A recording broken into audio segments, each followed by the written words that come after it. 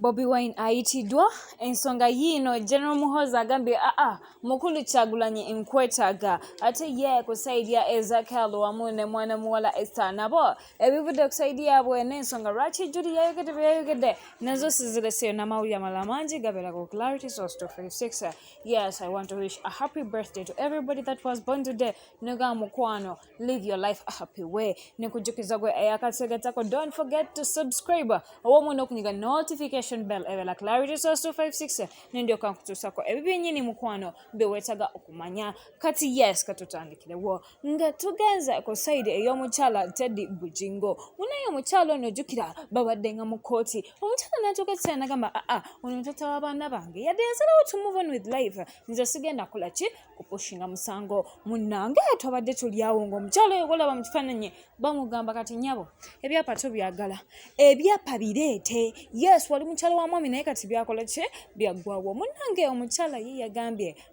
nze kino sigenda kikola kubanga twali tusazeewo nti oba omwami akomawo ebyapa nja kukola ki nja bibawa naye ate sisobola kulozinga two things at once ng'ate nina ki abaana b'omwami tugamba ni Pastor Bujjingo. Era omukyala ono n'agamba if I didn't get the man omwami wabeera teyakomawo lwaki mubeeramu njagala ati n'ebyapa mbibeeyo. Ng'ayitamba lawyers be yagambye nedda kino kankizeyo baddemu bakitutunule balabe ddala nti si kituufu okubeera nga tebampisa mu mbeera gye baagala okumpisamu kubanga omwami ono mulinamu abaana they can't just come out ne bagamba nti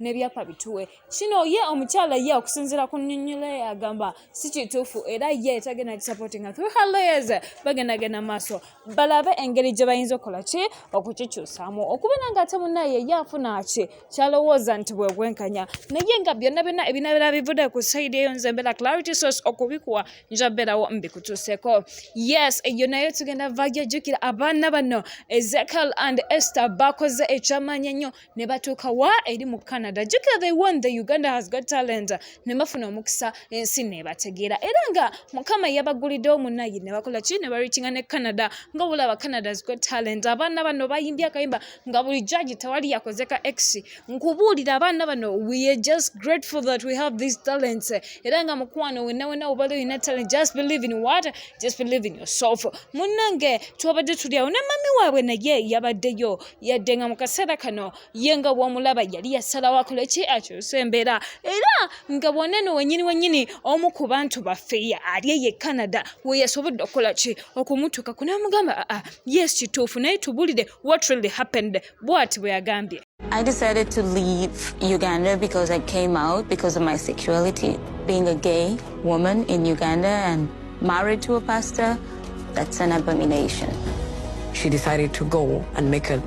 new life. Eggwanga Uganda itasobola diberamu olw'ensonga ezo ye zayita ez'obuntu and which is tetujja mu mujajinga kubanga ye ayina ensonga lwaki mukwano yasalawo bw'atyo naye nga we are so grateful eri abaana bano era katoyo Mukama abagulirewo n'emiryango endala because Uganda tugitwala ku nsiko. Yes, eyo naye ngenda kujjayo omulungi aliko Clarity nkutwale wamukulu Palaso King of the East the Suka Free Boss gonna gaki gage munaye omwami ono yabadde luli ku Easter n'agenda wali ku hotel la Grande wayise nakulewo ekivulu kye kyali kitimbiddwa lwakuba munnaye eyo tebyatambudde bulungi anti yafunyemu obuvuzi buneki ne viviirye era ne limuyisiza ddala bubi ebimu ne bitandika noyitinga nti ayinza n'okukola ki okugenda ku ssajja we kubanga munnaye tebyamutambudde bulungi era nga kati wetwogera concerts ezisinga zonna yagambye tezigenda kansolingibwa obulumi bungi nnyo yes naye nga yagambye ekyo kimu ngenda sigala nga nkola ki nga nyimbira mu katebe era wetwogera show zonna zakola